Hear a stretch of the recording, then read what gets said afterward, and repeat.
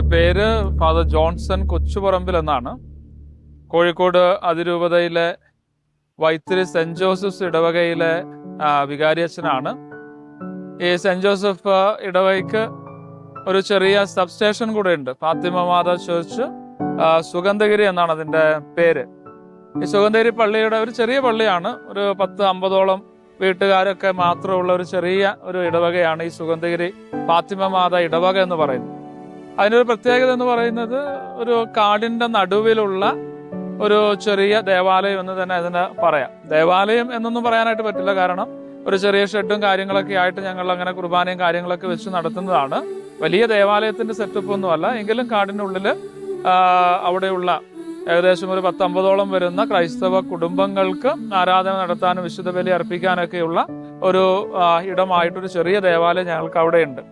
ഇപ്പൊ ഈ ഞായറാഴ്ചത്തെ ശുശ്രൂഷകളും അതുപോലെ തന്നെ പ്രധാനപ്പെട്ട ദിവസങ്ങളിലെ ശുശ്രൂഷകള് കുർബാനകളൊക്കെയാണ് അവിടെ പൊതുവായിട്ട് നടത്താറുള്ളത്. ഈ സുഗന്ധഗിരി എന്ന് പറയുന്നത് ഈ കാടിന്റെ നടുവിൽ ഞാൻ പറഞ്ഞതുപോലെ ഒരുപാട് കാട്ടിനുള്ളിൽ ഉള്ള ഒരു ഇടമാണ്. അവർക്കൊക്കെ 5 ഏക്കർ വീതം ഓരോ കുടുംബത്തിനും ഇവിടെ നൽകിയിട്ടുണ്ട്. ഗവൺമെന്റ് തന്നെ പതിച്ച് നൽകിയിട്ടുള്ള ആ ഒരു ഭൂമിയിലാണ് അവരെല്ലാവരും ഇവിടെ താമസിക്കുന്നത്. അതുപോലെ തന്നെ ഇതിന്റെ പ്രത്യേകത വളരെ പ്രകൃതി വെച്ച് നോക്കിക്കഴിഞ്ഞാൽ വളരെ മനോഹരമായിട്ടുള്ള ഭൂപ്രകൃതിയുള്ള ഒരു സ്ഥലമാണ്. ഒരുപാട് മലകളും കുന്നുകളും പുഴയും അതുപോലെ തന്നെ ചരിവുകളും ഒക്കെയുള്ള വളരെ മനോഹരമായിട്ടുള്ള ഒരു ഇടമാണ് ഈ ഒരു സുഗന്ധഗിരി ഇടവക എന്ന് പറയുന്നത്. വളരെ പാവപ്പെട്ട ചുറ്റുപാടിൽ ജീവിക്കുന്ന ഒരുപാട് മനുഷ്യരെയാണ് നമുക്ക് ഇവിടെ കാണാനായിട്ട് സാധിക്കുക. പ്രത്യേകിച്ച് ഇവിടെ ഒരു 10-50ഓളം കത്തോലിക്ക കുടുംബങ്ങളുണ്ട്. അതുപോലെ തന്നെ 10-600ഓളം വരുന്ന മറ്റ് മതസ്ഥരൊക്കെ താമസിക്കുന്ന ഒരു ഇടമാണ്. അവരുടെ എല്ലാം പ്രധാനപ്പെട്ട ഇത് എന്ന് പറയുന്നത് തൊഴിലെന്ന് പറയുന്നത് കൂലിപ്പണിയൊക്കെ തന്നെയാണ്. കുറച്ചു പേരൊക്കെ ഉള്ള ഗവൺമെന്റ് സർവീസിലൊക്കെ ഉള്ളവർ, വളരെ പാവപ്പെട്ട ചുറ്റുപാടിലൊക്കെ താമസിക്കുന്ന ഒരു ജനങ്ങളൊക്കെ ഉള്ള ഒരു സ്ഥലമാണ് ഈ സുഗന്ധഗിരി എന്ന് പറയുന്ന ഈ ഒരു ഇടം.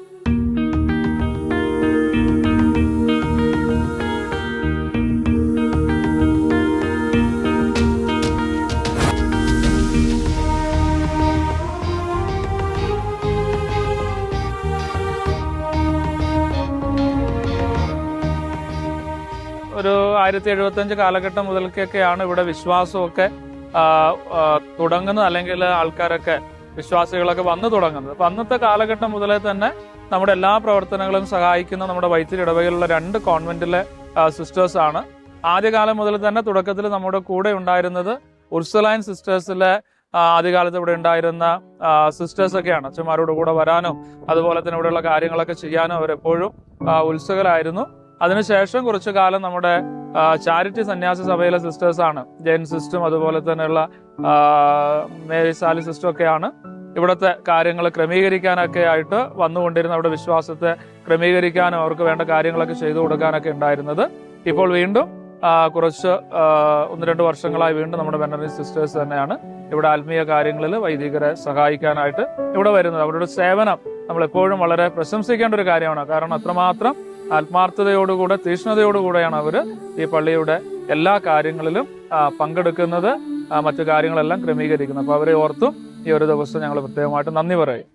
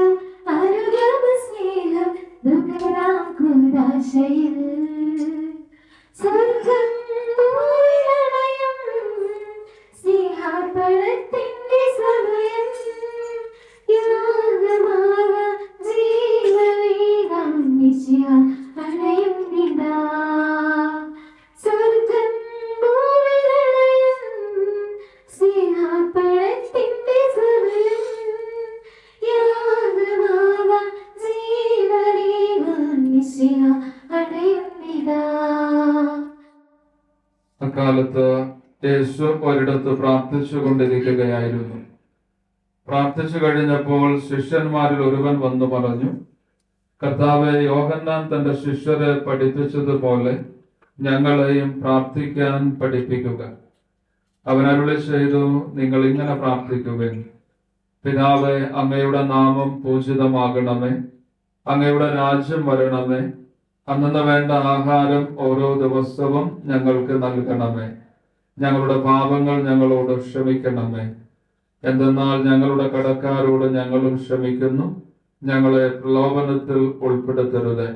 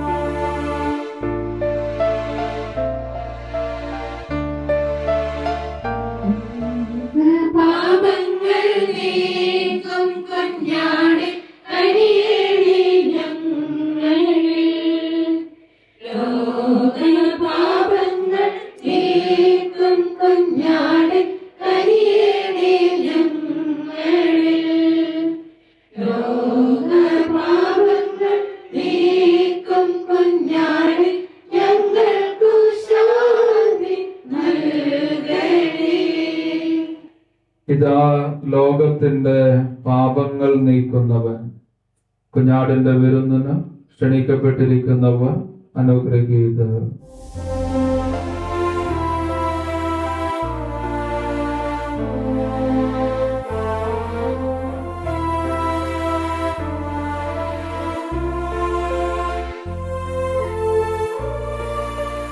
കർത്താവ് നിങ്ങളോട് കൂടെ. സർവശക്തനായ ദൈവം പിതാവും പുത്രനും പരിശുദ്ധാത്മാവും നിങ്ങളെ അനുഗ്രഹിക്കുമാറാകട്ടെ.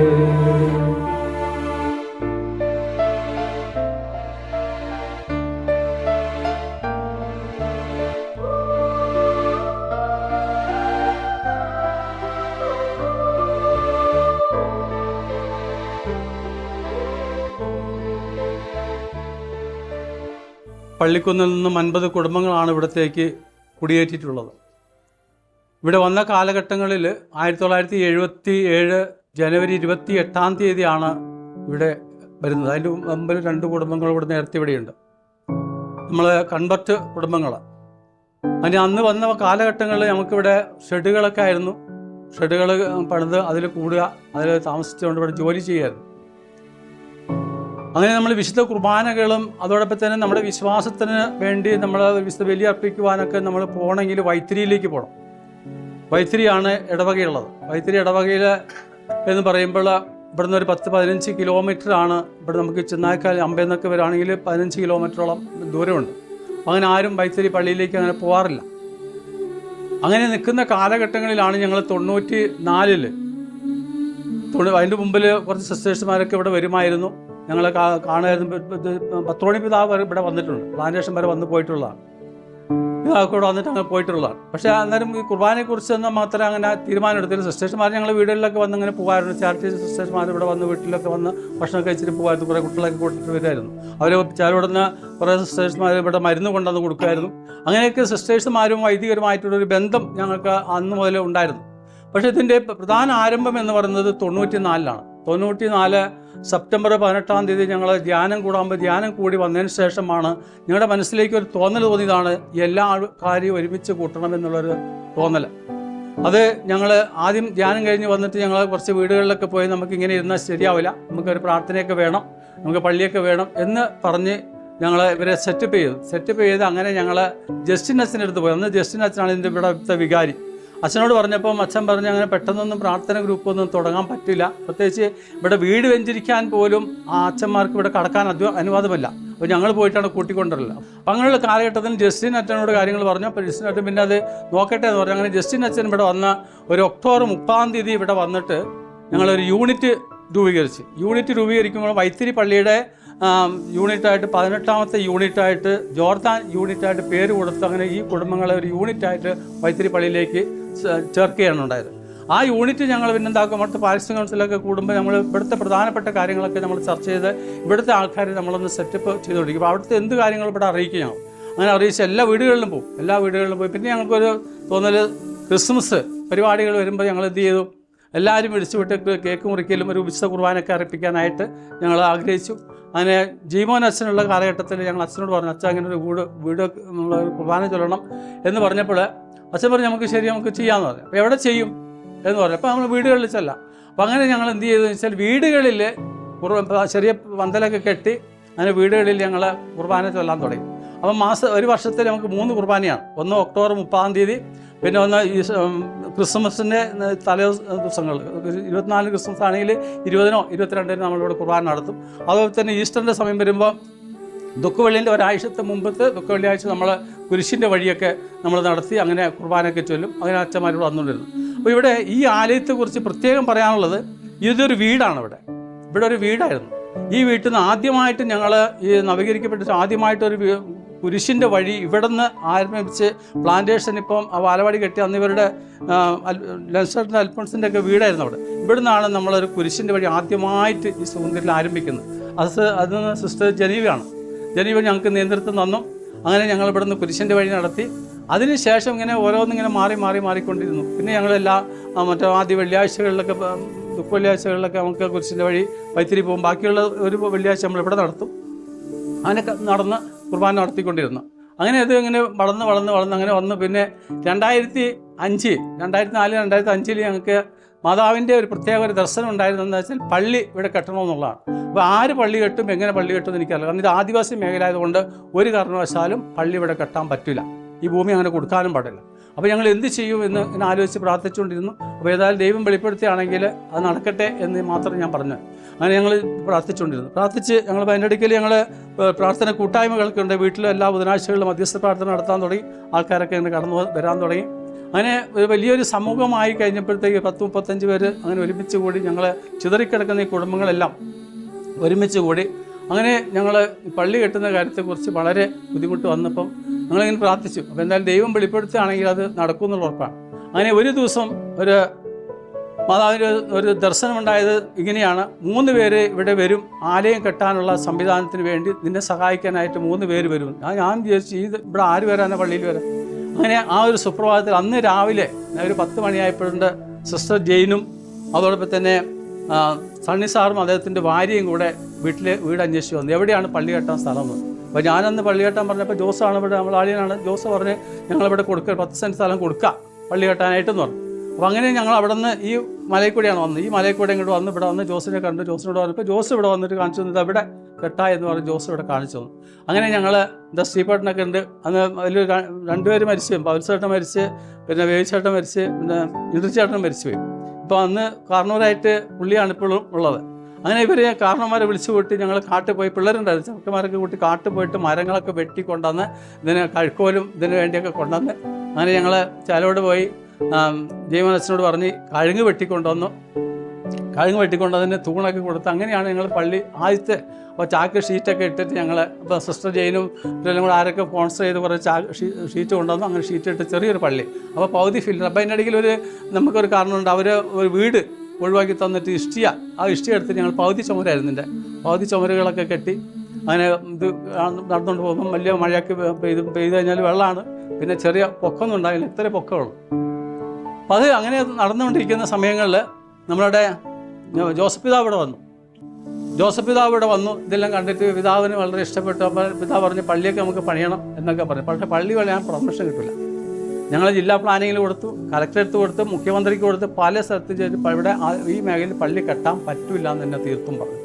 പിന്നെ ഞങ്ങൾ ഈ ഷെഡായിട്ട് ഇങ്ങനെ പോയി. കാരണം വെച്ചാൽ ഇവിടെ നമുക്കറിയാലോ, അവസാനം ഞങ്ങൾ നിവൃത്തിയില്ലാണ്ട് വന്നിട്ട് ഹൈക്കോടതി പോയി. കാരണം ഞങ്ങൾ ഇത്രയും കുടുംബങ്ങൾ ഇവിടെ താമസിക്കുകയും ഞങ്ങൾക്ക് മതപരമായിട്ടുള്ള ആചാരങ്ങൾ നടത്താനോ അതേപോലത്തെ കുട്ടികളുടെ കാറ്റഗിൽസും കാര്യങ്ങളൊക്കെ പഠിപ്പിക്കാൻ വളരെ ബുദ്ധിമുട്ടുണ്ട്.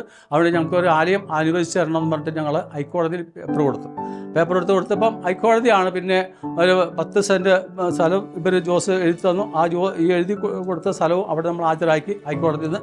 അപ്പോൾ നമുക്കങ്ങനെ ഹൈക്കോടതിയിൽ നിന്നാണ് സാങ്ഷനായത് ഇവിടുത്തെ കെട്ടാൻ വേണ്ടിയിട്ടുള്ളത്. അപ്പോൾ ഞങ്ങൾ എന്ത് ചെയ്തെന്ന് വെച്ചാൽ ഇത് പിന്നെ ഞങ്ങൾ തന്നെ കെട്ടി. അപ്പോൾ 2013 ചക്കാൽക്കി പിതാവ് കണ്ണൂരിൽ നിന്നും കോഴിക്കോട് വന്നപ്പോഴത്തേക്കും പിതാവിനെ കണ്ടു. പിതാവിനോട് കാര്യങ്ങൾ പറഞ്ഞപ്പോൾ പിതാവ് പറഞ്ഞു എത്ര പൈസ വേണം. ഞാൻ പറഞ്ഞു അന്ന് ഞങ്ങൾ വിചാരിച്ചു വെച്ചാൽ ചുമരൊക്കെ ഒന്ന് പൂർത്തീകരിക്കുക, നല്ല വാതിലൊക്കെ ഒന്ന് വെക്കുക. അപ്പോൾ അങ്ങനെ ഞങ്ങൾ പിതാവിനെ കണ്ടു. പിതാവ് ഇങ്ങനെ കാര്യങ്ങൾ പറഞ്ഞു. അപ്പോൾ എഡ്വിൻ അച്ഛനായിരുന്നു അന്ന്. എഡ്വിൻ അച്ഛനോട് പറഞ്ഞ് പള്ളി ആയിട്ടുള്ള എൻ്റെ എസ്റ്റിമേറ്റ് എടുത്തോളാൻ പറഞ്ഞു.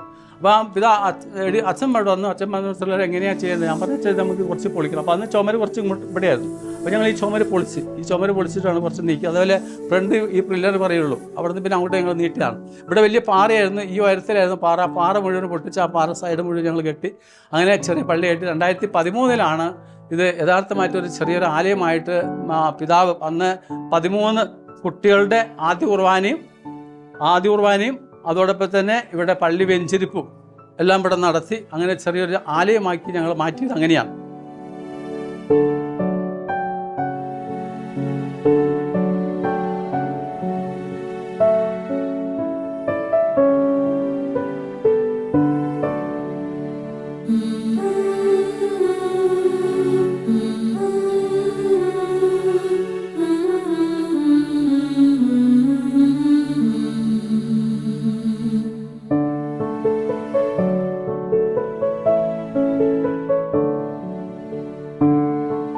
ഞങ്ങളിന്ന് രാവിലെ ഞായറാഴ്ച സുഗമതേരി പള്ളിയിൽ ഞങ്ങളുടെ മിനിസ്ട്രിക്കായിട്ട് വന്നതാണ്.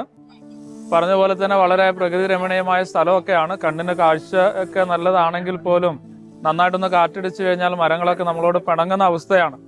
പലപ്പോഴും മരങ്ങളൊക്കെ ഒടിഞ്ഞു വീഴുന്നതൊക്കെ കാണാനായിട്ട് സാധിക്കും. ഞായറാഴ്ച പള്ളിയിലേക്ക് വരുന്ന വഴി തന്നെ മരമൊക്കെ വീണ് കുറേ നേരം ബ്ലോക്കായി അതെല്ലാം മാറ്റുന്നവരെ ഞങ്ങൾ കാത്തിരിക്കുകയായിരുന്നു. പള്ളി കഴിഞ്ഞ ഉടനെ തന്നെ അവർ വീണ്ടും വന്ന് പറഞ്ഞിട്ടുണ്ട് മരം വീണിട്ട് ബ്ലോക്കായി കിടക്കുകയാണ്. അപ്പോൾ ഞങ്ങളിനി വേറെ ഏതെങ്കിലും വഴിയൊക്കെ നോക്കണം തിരിച്ചു പോകാനായിട്ട്. ഏതെങ്കിലും ഊടുവഴികളിൽ കൂടെയൊക്കെ വേണം ഇനി പോകാനായിട്ട്. പള്ളിയിൽ രാവിലെ വന്നപ്പോൾ കാണുന്ന കാഴ്ച തന്നെ ഇങ്ങനെയാണ്. ഞങ്ങളുടെ പള്ളിയുടെ മുമ്പിൽ ഒരു വലിയ പ്ലാവൊക്കെ ഉണ്ടായിരുന്നു. അതെല്ലാം പൊട്ടി അങ്ങനെ പള്ളിയുടെ മുമ്പിലേക്കും അതിന്റെ ഷീറ്റിലേക്കൊക്കെ വീണിരിക്കുന്ന കാഴ്ചയാണ് കാണാനായിട്ട് സാധിക്കുന്നത്. അപ്പം അങ്ങനെയാണ് ഇവിടുത്തെ അവസ്ഥ. ഒന്ന് നന്നായിട്ടൊന്ന് മഴ പെയ്താൽ കാറ്റടിച്ചാൽ ഇതുപോലെയുള്ള പ്രതികൂലമായ സാഹചര്യങ്ങളാണ് നമ്മുടെ സുഗന്ധേരിയിൽ അധികം കാണാനായിട്ട് നമുക്ക് സാധിക്കുക. അപ്പോൾ അതെല്ലാം അതിജീവിച്ചുകൊണ്ടാണ് ഈ പാവപ്പെട്ട എല്ലാ ഇടവക്കാരും ഇടവയിലേക്ക് വരുന്നതും ഈ ശുശ്രൂഷകളിലും കുർബാനയിലൊക്കെ പങ്കെടുക്കുന്നതെന്ന് നമുക്ക് കാണാനായിട്ട് സാധിക്കും. അത് തന്നെ നമ്മുടെ വിശ്വാസത്തിന്റെ വലിയൊരു സാക്ഷ്യമായിട്ട് പറയാൻ പറ്റുന്ന ഒരു കാര്യം കൂടിയാണ്. ഇതിന്റെ ചില്ലകളൊക്കെ അടിച്ചു കളയണം, അങ്ങനെ വെട്ടിക്കളയാനായിട്ട് പറ്റില്ല. ഇതിന്റെ ചില്ലകളൊക്കെ അടിച്ച് ഒന്ന് വൃത്തിയാക്കി എടുത്തിട്ട് ഇനി അവര് തിരിച്ചു വീടുകളിലേക്ക് പോവുകയുള്ളൂ. അതാണ് ഞായറാഴ്ച ഒരു ദിവസം വന്നു കഴിഞ്ഞാൽ കുർബാനയും കാര്യങ്ങളും മാത്രമല്ല മറ്റെല്ലാ പരിപാടികളും ഇതുപോലെ കാണുന്ന എല്ലാ കാര്യങ്ങളും തീർത്ത് അടുത്ത ഞായറാഴ്ചത്തേക്ക് വേണ്ട ഒരുക്കങ്ങളൊക്കെ നടത്തിയിട്ടാണ് ഇടവക്കാരെല്ലാവരും സാധാരണ പോകാറുള്ളത്. ഇപ്പൊ ഇന്നത്തെ അവരുടെ അധ്വാനം എന്ന് പറയുന്നത് ഈ മരത്തിന്റെ കാര്യങ്ങളൊക്കെ ഒന്ന് മാറ്റി അടുത്ത ആഴ്ചത്തേക്ക് വരുമ്പോഴേക്കും ഇതെല്ലാം ഒന്ന് ആരാധനയ്ക്ക് കണക്കാക്കി ക്രമീകരിക്കുക എന്നുള്ളതാണ്. അപ്പൊ അടുത്തൊരു മഴയ്ക്കുള്ള കോൾ ഇങ്ങനെ വരുന്നുണ്ട്, നല്ല കാറ്റടിക്കുന്നുണ്ട്, മഴ വരാനുള്ള സാധ്യതയൊക്കെ കാണുന്നുണ്ട്.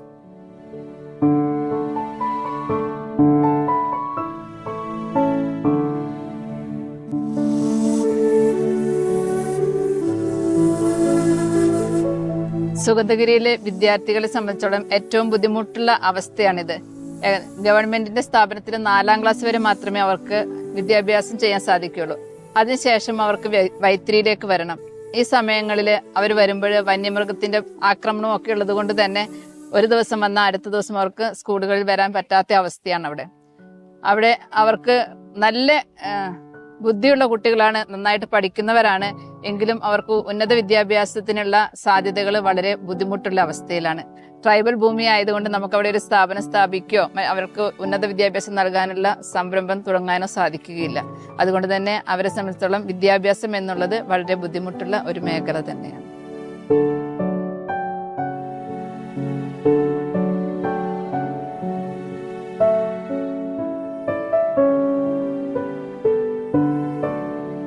ഞായറാഴ്ച ഞങ്ങള് പള്ളിയിലൊക്കെ വരുന്ന അവസരത്തിൽ സാധിക്കുമെങ്കിൽ പള്ളിയൊക്കെ കഴിഞ്ഞ് സിസ്റ്റർമാരോടൊപ്പം ഞങ്ങൾ പറ്റുന്ന വീടുകളൊക്കെ ഒന്ന് സന്ദർശിച്ച്, പ്രത്യേകിച്ച് രോഗികളൊക്കെ ആയിട്ട് കിടക്കുന്ന ആരെങ്കിലൊക്കെ ഉണ്ടെങ്കിൽ അവരൊന്ന് വന്ന് സന്ദർശിച്ചൊക്കെ പോകാറുണ്ട്.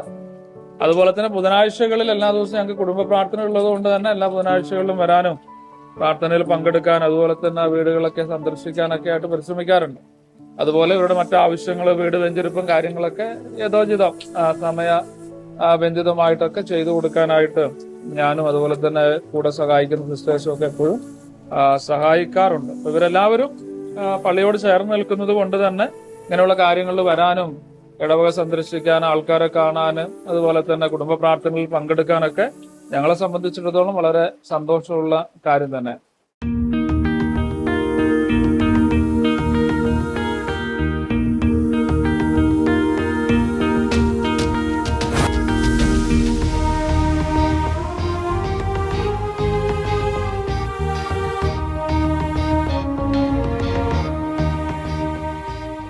ഞാൻ നേരത്തെ സൂചിപ്പിച്ചതുപോലെ പറഞ്ഞതുപോലെ തന്നെ വളരെ പ്രകൃതി രമണീയമായിട്ടുള്ള ഒരു സ്ഥലമാണ് സുഗന്ധഗിരി. മലകളും പുഴകളും തോടുകളും അരുവികളും കൈവഴികളൊക്കെ നിറഞ്ഞ ഒരു വളരെ പ്രകൃതി സമ്പന്നമായിട്ടുള്ള ഒരു ഇടമാണ് സുഗന്ധഗിരി നമുക്ക് പറയാനായിട്ട് സാധിക്കും.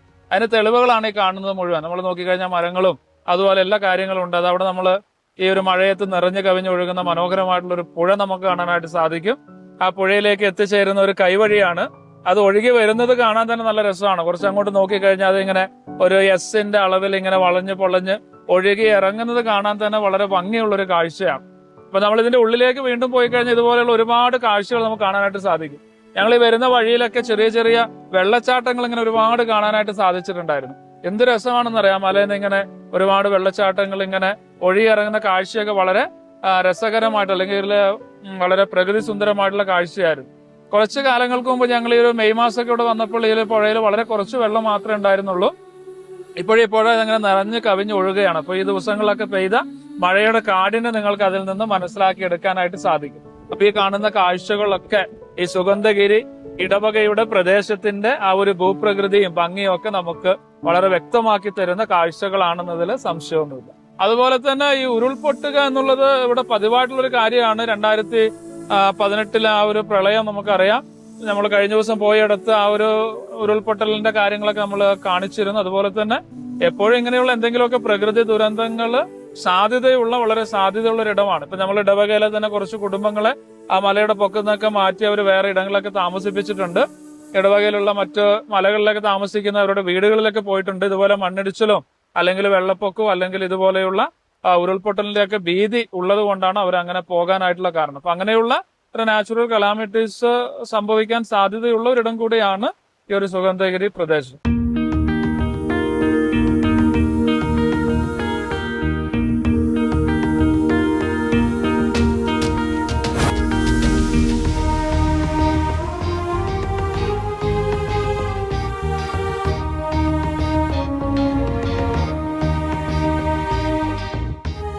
ഒരു ദിവസം അങ്ങനെ ഒരു KSRTC 4 ടൈമിങ്ങിൽ പോകുന്നു എന്നതാണ് ഇവർക്ക് കിട്ടിയ ഏറ്റവും വലിയൊരു യാത്രാ സൗകര്യം എന്ന് പറയുന്നത്. പിന്നീടെല്ലാം ഓട്ടോറിക്ഷയും ജീപ്പും എല്ലാം വിളിച്ചവർ പോകണം. ടൗണിൽ പോയി വരണമെന്നുണ്ടെങ്കിൽ തന്നെ ഒരാൾക്ക് 250 രൂപ 300 രൂപയാവും ടൗണിൽ ചെല്ലാൻ. ഇവിടെ നിന്ന് തിരിച്ച് അത്രയും തന്നെ ആകുമ്പോഴേക്കും അവരുടെ ഒരു ദിവസത്തെ വേതനം തന്നെ ഒരു യാത്രക്കായിട്ട് ചെലവഴിക്കണം എന്നതാണ്. ഇവർ കൂടുതലും ആശ്രയിക്കുന്നത് തൊഴിലുറപ്പ് പദ്ധതി ആയതുകൊണ്ട് ഇവരുടെ ഒരു മിനിമം കൂലി തന്നെ വളരെ കുറവാണ്. വർഷത്തിൽ 100 ദിവസവും 200 ദിവസവും ഒക്കെ ജോലി കിട്ടും ഒരു കുടുംബത്തിന്. ആ ഒരു ജീവിതശൈലിയും കൊണ്ട് ഒരുപാട് കുടുംബങ്ങൾ ജീവിച്ചു പോകുന്നു. മിനിമത്തിലുള്ളൊരു ജീവിതം നയിക്കുന്നു. വലിയൊരു ഭാവിയെ ഒന്നും അവർക്ക് കാണാൻ പറ്റാത്ത രീതിയിലുള്ള ഒരു ജീവിത ശൈലിയുടെ ഉടമകളായിട്ട് അവർ മാറിപ്പോകുന്നു എന്നുള്ളതാണ് ഇപ്പോൾ ഇവർ അനുഭവിക്കുന്ന ഏറ്റവും വലിയ അവസ്ഥ. അത് ഇവരുടെ ഭക്ഷണ രീതി, സംസ്കാരം, വസ്ത്രധാരണത്തിലാണെങ്കിലും എല്ലാത്തിലും വളരെയധികം ലിമിറ്റഡ് ആകുന്ന ഒരു അവസ്ഥയുണ്ട്. ഭയപ്പാടോട് കൂടിയിട്ട് മാത്രം രാവിലെ ഉണർന്നെഴുന്നേറ്റ് ഒരു ദിവസം ചെലവഴിക്കുന്ന അവസ്ഥകൾ നമുക്ക് കാണാം. രാത്രിയായി കഴിഞ്ഞാൽ ഈ വഴിയിൽ കൂടെയൊന്നും പോകാനായിട്ട് നമുക്ക് സാധ്യമല്ല. കറണ്ടില്ല. യാത്രകളിൽ ഉണ്ടാകുന്ന വന്യമൃഗശല്യങ്ങൾ എപ്പോൾ വേണമെങ്കിലും അപകടത്തിലാകാവുന്നത് കൊണ്ട് ഒരു 7 മണിയൊക്കെ ആകുമ്പോഴേക്കും ആളുകൾ ഭവനത്തിൽ കയറി ഇരിക്കേണ്ട ഒരു അവസ്ഥയുണ്ട്. നമ്മളെല്ലാം നാട്ടിൻപുറത്ത് പുറത്തേക്ക് ഇറങ്ങുന്നത് പോലെ കൂടിച്ചേരുന്നത് പോലെയുള്ള ഒരു കൂട്ടായ്മകളോ സന്തോഷങ്ങളോ ഒന്നും ഈ പ്രദേശത്തുള്ളവർക്ക് സാധ്യമല്ല എന്നതാണ്. അപ്പൊ അതിനെല്ലാം ഒരു ഭാഗത്ത് ഗവൺമെന്റിനോ മറ്റുള്ളവർക്കെല്ലാം കൂടെ നിന്ന് കഴിഞ്ഞാൽ മാറ്റങ്ങൾ വരുത്താൻ പറ്റുന്ന ഒരിടമാണിത്.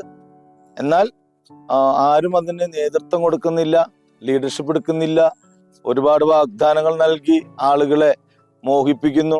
പട്ടയം നൽകാം, സൗകര്യങ്ങൾ ഉണ്ടാക്കി കൊടുക്കാമെന്ന് പറഞ്ഞിട്ട് വർഷങ്ങളായി ഇവിടുത്തെ ആളുകൾ ജീവിക്കുന്നത്. ഒരു കാറ്റ് വന്നാൽ മരം വീണ് ഉള്ള റോഡ് സൗകര്യം, ഗതാഗത സൗകര്യങ്ങൾ ഇല്ലാതായി പോകുന്നു. കറണ്ട് ഇല്ലാതെ ദിവസങ്ങളോളം ജീവിക്കേണ്ടതായിട്ട് വരുന്നു. ഒരൊറ്റപ്പെട്ട ജീവിതത്തിന്റെ ഉടമകളായിട്ട് മാറാൻ പലപ്പോഴും ഈ സുഗന്ധഗിരിയിലെ ജീവിതം ഇടവരുത്തുന്നു എന്നത് യാഥാർത്ഥ്യമാകുമ്പോൾ ഉച്ചക്കാരും അണികെട്ടും എന്നുള്ളതാണ് ഇപ്പോഴത്തെ ചോദ്യം. എല്ലാ രാഷ്ട്രീയ പാർട്ടിക്കാരും എല്ലാവരും വന്ന് അവസ്ഥ കാണുന്നു, മനസ്സിലാക്കുന്നു, ഇപ്പൊ ശരിയാക്കി തരാമെന്ന് പറഞ്ഞ രീതിയിലെല്ലാം നടക്കുമ്പോൾ ഈ ജനം കാത്തിരിപ്പ് തുടങ്ങിയിട്ട് വർഷങ്ങളായി.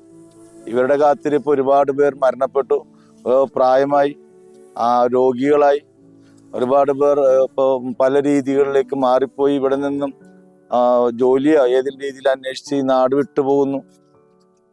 കുറെ ആത്മഹത്യകളും പല സ്ഥലത്തുമായിട്ട് നടന്നിരിക്കുന്നു. ജീവിതത്തിൽ ഒരു പ്രത്യാശയും ഭാവിയൊന്നും കാണാതാവുന്നു. മക്കളെ കുറിച്ചിട്ട് പോലും ഭാവി കാണാൻ പറ്റാത്ത രീതിയിലേക്ക് പോകുന്നു. ഇതിനെല്ലാം ഉത്തരങ്ങൾ ഉണ്ട് എന്നതാണ് യഥാർത്ഥത്തിൽ. എന്നാൽ ആ ഉത്തരങ്ങൾ ആരും കണ്ടെത്തി കൊടുത്തി ഈ ജനത്തെ വളർത്തുവാൻ വരുന്നില്ല എന്നതും ഒരു ഭാഗത്തുണ്ട്. അതുകൊണ്ട് സഭയ്ക്കും രാഷ്ട്രീയക്കാർക്കും പൗരോഹിത്യത്തിനും സന്യാസത്തിനും ഒരുപാട് കാര്യങ്ങൾ ഈ സുഗന്ധഗിരിയിൽ ചെയ്തു കൊടുക്കാനായിട്ട് സാധിക്കും എന്നതാണ് ഇവിടെ വന്ന് കുറച്ച് നാൾ മിനിസ്റ്റർ ചെയ്യാനായിട്ട് സാധിച്ചപ്പോൾ അനുഭവിച്ചറിഞ്ഞത്.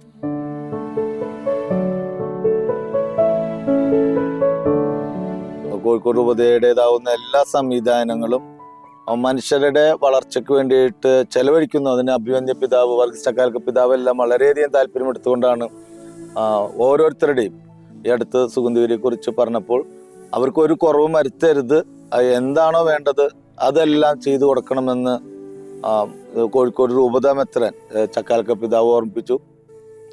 വികാർ ജനറൽ ജെൻസൺ അച്ഛനും പ്രൊക്കറ്റർ പോൾ പേഴ്സ് അച്ഛനും എല്ലാം സുഗന്ധഗിരി ഒരു നല്ലൊരു ടീമിനെ വാർത്തെടുക്കാൻ, അവിടുത്തെ ജനത്തെ, ഇവിടെ ഉണ്ടാവുന്ന ഓരോ തൊഴിലാളിയെയും, ഓരോ വിശ്വാസിയെയും, ഓരോ അംഗത്തെയും മതം നോക്കരുത്, ജാതി നോക്കരുത്, രാഷ്ട്രീയം നോക്കാതെ മനുഷ്യരെ മനുഷ്യരായി കണ്ടുകൊണ്ട് തന്നെ അവർക്ക് താമസിക്കാൻ നല്ല ഭവനം, നല്ല തൊഴിലിടങ്ങൾ, നല്ല തൊഴിൽ സൗകര്യങ്ങളെല്ലാം നമുക്ക് ചെയ്തു കൊടുക്കാൻ പറ്റുന്നതൊക്കെ ചെയ്തു കൊടുക്കൂ എന്നാണ് എന്നോട് ആവശ്യപ്പെട്ടിരിക്കുന്നത്. അപ്പൊ അതിൻ്റെ ഒരു താല്പര്യവും സന്തോഷവും ശക്തിയും എല്ലാം ഉണ്ട്.